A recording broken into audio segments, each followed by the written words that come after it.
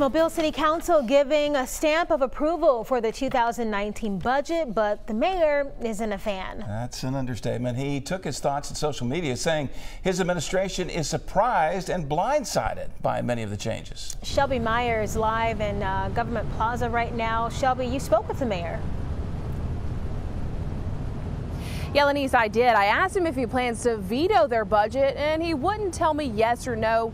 He's still thinking about it, but he says there are big consequences if the budget is approved as is. We've got to figure out how to deal with the consequences of the vote yesterday. Mobile Mayor Sandy Stimpson not holding back his frustration with the budget approved Tuesday by the City Council. All in favor? Aye. Aye. Opposed? Item passes.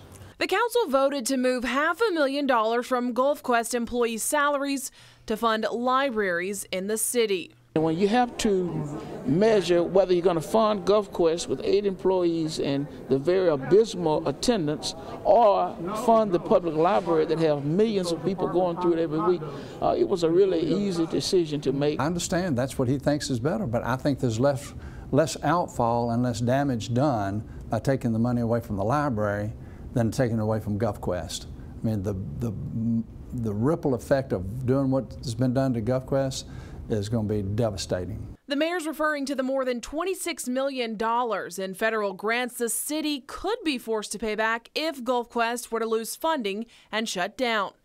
The city council stands by its decision, saying the money taken was for employee salaries, and they are still giving GulfQuest $500,000 for operations. In a statement, they said the city's contract with GulfQuest clearly states the nonprofit shall provide all personnel and volunteers required for the Maritime Museum, and the city shall have no rights, responsibilities, or obligations with respect to such personnel.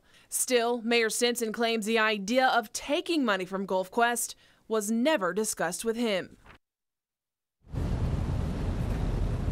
Now, the administration says if the city doesn't pay GulfQuest employees' salaries, doesn't pay those, then they would have nobody running the museum, and the city might have to pay back that grant funding. Now, Councilman Fred Richardson said the mayor should not have been surprised by the council's decision to move forward on the budget because he said in part, quote, over the past month, the council has had a very transparent process and has reached out to the administration repeatedly for further information and in the hopes of a collaborative approach.